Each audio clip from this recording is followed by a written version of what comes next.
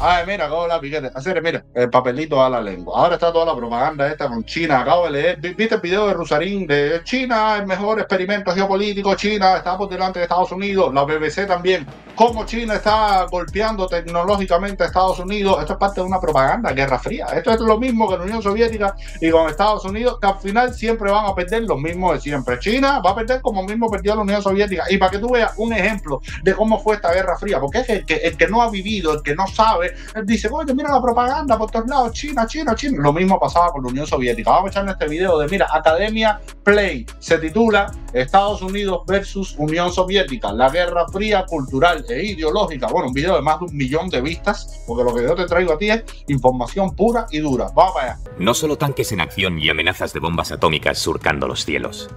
La Guerra Fría fue más que un duelo militar geoestratégico entre Estados Unidos y la Unión Soviética. Supuso igualmente una confrontación ideológica y cultural tras la debacle europea de la Segunda Guerra Mundial.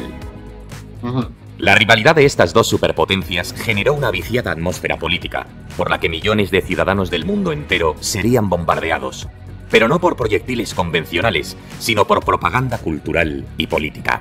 Esa lluvia propagandística afectó a la prensa, a la literatura, al cine, al cómic, a la música, a los deportes e incluso a la gastronomía. Esto es un detallito para que tú veas lo que vas a empezar a ver ahora cada vez más entre Estados Unidos y China. Pero mira el ejemplo de cómo fue entre Estados Unidos y Rusia, para que no te marees ahora con todo lo que viene, porque hay mucha gente que se va con la de atrás. Oye, sí, los chinos, vamos a comer todo el mundo con palitos chinos en los próximos 3 meses. No, papi, no, mira. La onda expansiva de aquel terremoto mediático y geopolítico sacudiría los pilares del resto del edificio soviético. En apenas 2 años, la Unión Soviética se desmoronaba como un castillo de naipes. Desmantelado el bloque soviético, la Guerra Fría había terminado. O no del todo. En medio de la euforia, Francis Fukuyama pronosticó el fin de la historia. La economía de mercado y la democracia liberal se extenderían hasta el rincón más recóndito del planeta, sin disputas ideológicas. Pese al tiempo transcurrido, la mayoría de estudios sobre la Guerra Fría explican lo sucedido en clave político-militar.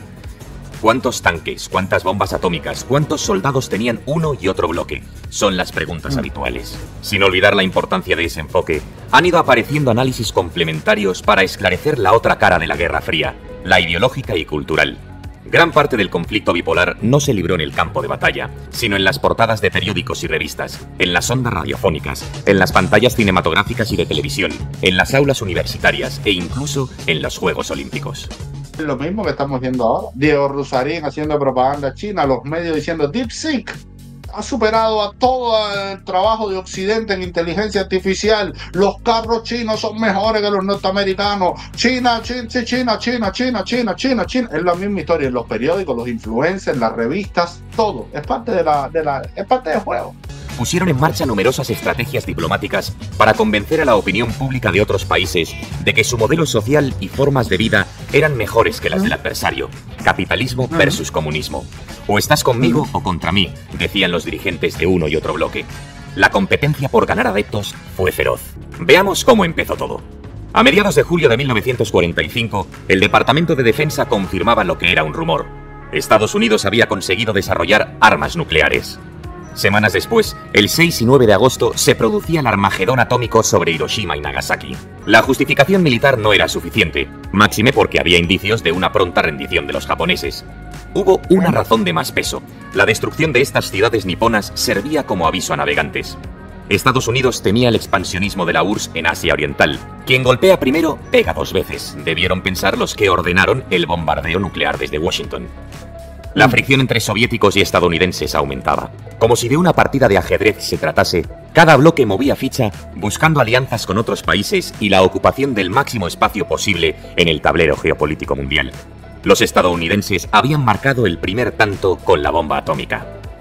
Con juego de espías incluido, Moscú empató la partida nuclear en agosto de 1949, cuando confirmó que había desarrollado sus propias bombas atómicas.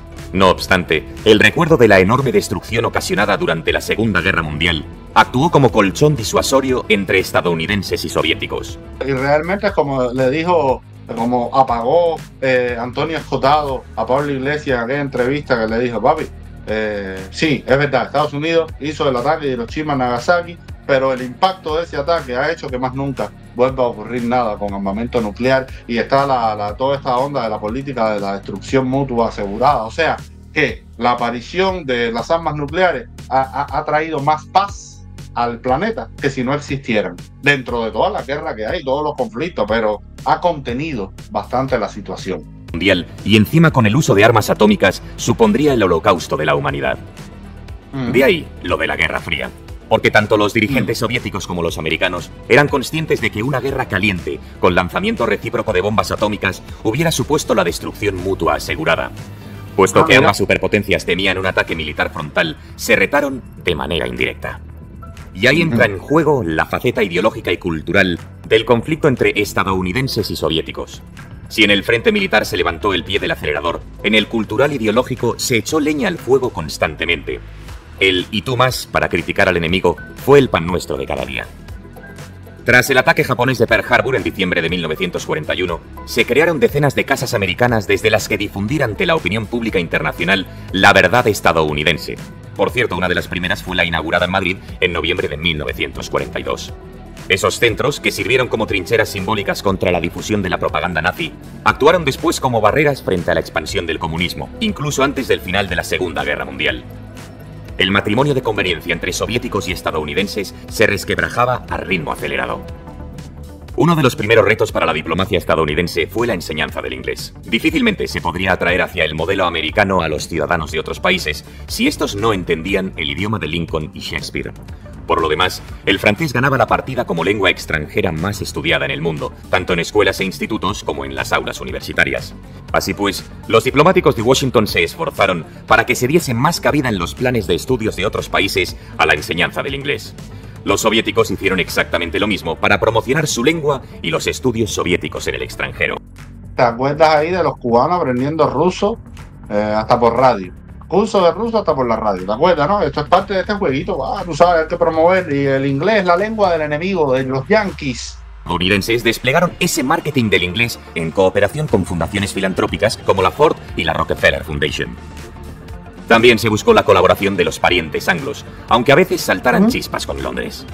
Los británicos se resistieron inicialmente, no querían perder el glamour de su lengua imperial, pero la avalancha de películas y canciones Made in USA arrasó con las reticencias de los defensores a ultranza del Queen's English británico. La siguiente meta fue la consolidación de los American Studies en los currículos universitarios de otros países, un conjunto de asignaturas de humanidades y ciencias sociales para enseñar las facetas culturales e históricas menos conocidas de Estados Unidos. Con la promoción de los American Studies en el extranjero, Washington quería acabar con los prejuicios que hablaban de un pueblo estadounidense poderoso militar y económicamente, pero sin alta cultura. En suma, demostrar que el refinamiento cultural estadounidense iba más allá de Hollywood, Elvis Presley o Frank Sinatra. Era una cuestión de prestigio, una baza para ganar influencia en círculos políticos e intelectuales extranjeros, al tiempo que se criticaban las ideas y formas de vida del adversario. Los estereotipos que representaban a Estados Unidos, como ese nuevo rico al que le falta glamour, eran fomentados por los soviéticos, quienes se vanagloriaban de tener una cultura de mayor calidad. Se echaron a pelear simbólicamente a los grandes literatos de uno y otro lado del telón de acero. Fyodor Dostoyevsky versus Mark Twain, León Tolstoy versus John Steinbeck, Anton Chekhov versus Ernest Hemingway. Otro ejemplo más de esa ofensiva ideológica cultural fue la cobertura dada por los estadounidenses a Doctor Zhivago, del escritor ruso Boris Pasternak, ya que mostraba el lado feo del rostro soviético, sus arrugas y contradicciones.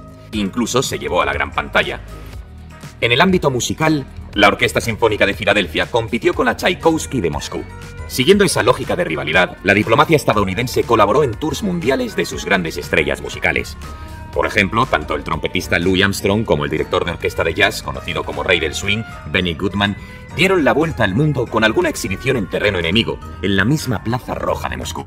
Incluso yo recuerdo por esa época cómo Estados Unidos y la CIA metida también en todo esto, impulsó a Jackson Pollock, el pintor Jackson Pollock, que el tipo pintaba, te ponía el cuadro y tiraba pintura arriba del cuadro y se metía contra el cuadro y le metía estrellón a la lata de pintura arriba del cuadro, y lo que terminaba era todo un reguero de pintura así, y eso se estimuló porque eso representaba la fuerza del capitalismo, del libre mercado, de la libertad, mientras los rusos pintaban así, tú sabes, la onda esta de realismo socialista.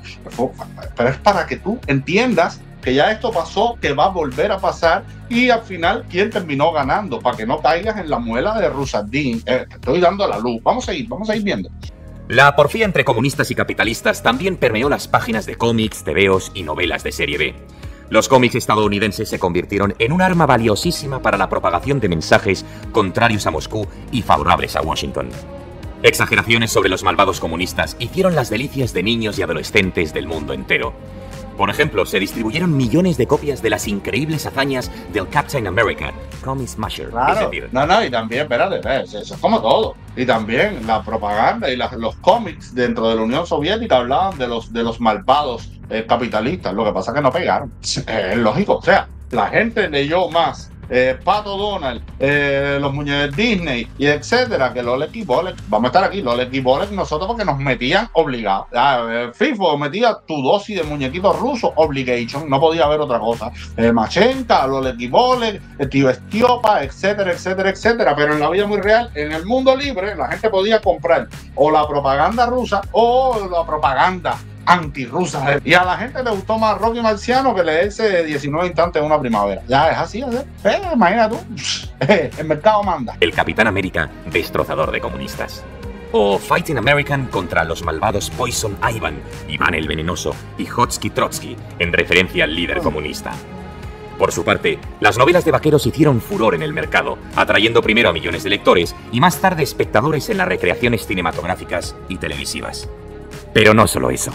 Uno de los momentos de esa guerra fría ideológica y cultural más recordados se vivió en una cocina. Durante una exhibición celebrada en Moscú en julio de 1959, el vicepresidente americano Nixon y el presidente soviético Khrushchev se enzarzaron en un exaltado debate sobre cuál de los dos sistemas, si el capitalista o el comunista, tenía mejores cocinas y por ende ofrecía una vida más cómoda a sus ciudadanas. Ese mismo año el presidente soviético intentó visitar Disneyland, pero los yanquis maniobraron para impedirlo. Anécdotas que muestran la tensión bipolar que se vivía. Los estadounidenses estaban intranquilos. Castro había llegado al poder unos meses antes, a escasas 100 millas de la costa de Florida. Por si fuera poco, apenas 2 años antes, el lanzamiento del primer satélite artificial, el Sputnik 1, demostró que la Unión Soviética estaba liderando la carrera espacial. La preocupación estadounidense crecía. La perra Laika y el astronauta Yuri Gagarin fueron los iconos de esa superioridad espacial soviética hasta que Neil Armstrong pisó la Luna en julio de 1969. La disputa por el espacio entre soviéticos y americanos sirvió de inspiración a centenares de cómics. Después, las proezas de Neil Armstrong y sus colegas Buzz Aldrin y Michael Collins fueron convenientemente publicitadas con tours mundiales por las capitales más importantes. Todavía hoy los defensores de la Unión Soviética te dicen que la Unión Soviética le ganó a Estados Unidos en la carrera espacial. Todavía hoy, ¿me entiendes? Es que, por eso te digo que tú no puedes coger mucha luz. Y lo mismo está pasando hoy con China. Por eso, cuando cada vez que me hablan, China, Estados Unidos, señores, lo que se consume a nivel global con una diferencia de 100 a 3 es la cultura norteamericana, ¿me entiendes? Y la cultura de Occidente en general. Dime qué cómics chinos, tú, ¿me entiendes? Porque incluso cómics, los mangas son japoneses, que son enemigos de China y son más alineados a Occidente, a la cultura de nosotros, de Occidente, ¿me entiendes? Que nació desde Grecia, Roma, etcétera, etcétera, etcétera. Dime qué película china a ti te roba el corazón, que tú vas a ver esa película china antes que Mufasa, por ejemplo, que la están sacando ahora. Dime, vamos a estar aquí. ¿Me entiendes? Pero bueno, sigan creyendo en la Roussardin y sigan durmiendo de ese lado de la cama, que se van a caer y se van a dar duro. Vamos a ir. Más de lo mismo. Rivalidad a tope. El ajedrecista Bobby Fischer contra Boris Spassky. Las marcas pulverizadas por Sergei Bubka frente a Carl Lewis, que parecía volar más que correr. Las citas olímpicas se convirtieron asimismo en una auténtica locura por ver quién se llevaba el gato al agua con las medallas. La pugna no estuvo exenta de polémicas y acusaciones de dopaje, también de intentos de boicot. En 1980 los estadounidenses no acudieron a los Juegos Olímpicos organizados en Moscú en protesta por la invasión soviética de Afganistán. Sí, allá donde mandaron después al actor Sylvester Stallone como Rambo 3 cinematográfico para arreglar las cosas. Como era previsible, 4 años después los soviéticos pasaron olímpicamente, nunca mejor dicho, de acudir a los Juegos celebrados en Los Ángeles en 1984. No, y acuérdate aquí, Fidel, marioneta, colonia platanera de la Unión Soviética, hizo lo mismo. Tampoco fue a los Juegos Olímpicos de 1984 y después celebró unos juegos de esos unos juegos de esos más, los juegos de la amistad, una talla más local, que sé yo que sé cuándo, para que tú veas que colonia platanera, platanera, platanera, platanera. Y así un largo etcétera de desplantes, disputas de ideas y manifestaciones culturales. Los soviéticos lo tuvieron difícil para encontrar versiones propias de Bob Dylan o Marilyn Monroe, pero sí contaron con unos dibujos animados tan entrañables o más que el Pato Donald o Mickey Mouse. El pequeño y cariñoso Cheburasca, acompañado por el alegre Cocodrilo Gena. En la batalla de las mentes y corazones de la ciudadanía mundial, expresión popularizada por el presidente Eisenhower, se cruzaron líneas inimaginables. La sombra de la Central Intelligence Agency, la CIA, fue alargada, como la mano de la KGB soviética. En esa guerra psicológica se hizo uso planificado de propaganda y otras actividades de comunicación, pero no el combate militar directo. Era preciso difundir ideas e información para influir en las actitudes, emociones y comportamientos de ciudadanos extranjeros, de manera que apoyasen la consecución de los objetivos geopolíticos de uno u otro. Los intercambios educativos tuvieron dificultades para no caer en esa espiral de confrontación ideológica. Incluso el prestigioso programa Fulbright se puso en el punto de mira. Disturbios raciales en suelo estadounidense eran convenientemente aireados por la diplomacia soviética. Era uno de los talones de Aquiles del archienemigo capitalista. Los estadounidenses necesitaban agudizar el ingenio. En los 70 y 80 fue el rock, el jazz o el cine estadounidense el que embelesó a millones de espectadores y consumidores.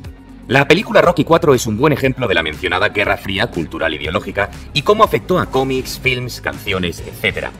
El tráiler arranca con el himno comunista de fondo e imágenes intercaladas de Lenin y Marx. A continuación, un boxeador soviético, Iván Drago, con la cara desencajada de maldad, golpea sin piedad a un boxeador negro, Apollo Creed, que es muy amigo de Rocky, el protagonista. Este último acabará enfrentándose al insensible púgil ruso.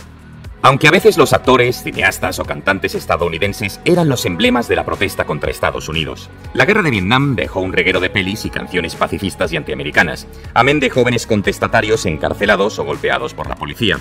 En esa aparente contradicción residía gran parte del encanto del país americano, porque en el otro lado del telón de acero, las protestas solían recibir represalias más duras.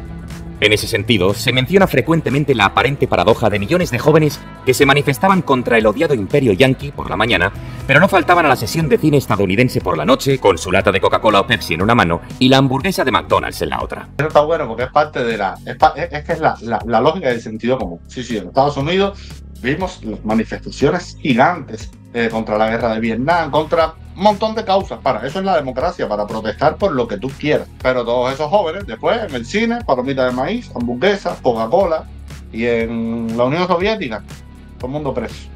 ¿Oíste? Entonces, y de hecho, y las contradicciones las seguimos viendo hoy. Está hablando ahí de Rocky, que la banda sonora es la de pum, pum, pum, pum, pum, pum, pum. ¿Tú no te acuerdas de Canel hace como 2 o 3 años? Que con ese mismo fondo musical salió caminando por las cuestas, como dando una idea de modernidad, usando el himno de una película anticomunista para él apuntalar su reinado comunista puesto a dedo en Cuba. Para que tú veas, esta gente siempre van a perder a hacer. Si te guste o no, van a perder. El muro de Berlín no fue destruido por un tanque estadounidense ni un bombardeo aéreo ordenado desde Washington, sino que fue más bien la voluntad de millones de ciudadanos de la Alemania del Este de acabar con el telón de acero para pasar al otro lado, para vivir y consumir como sus compatriotas de la Alemania occidental, en definitiva, para librarse del régimen comunista.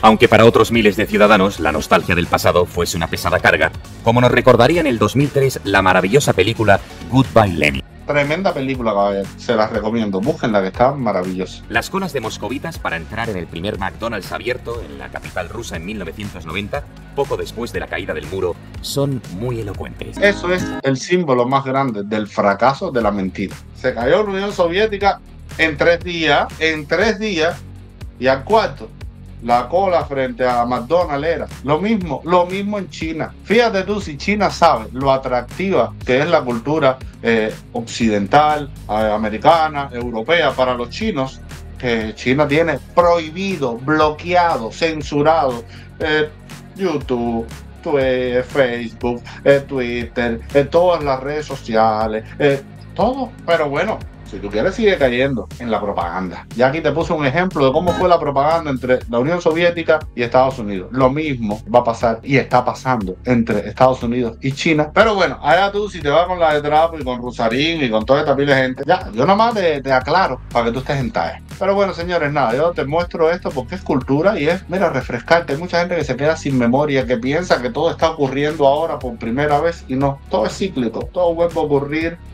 una y otra vez, así que aquí tienes una prueba. Te mando un abrazo y nos vemos en el próximo video. Chao.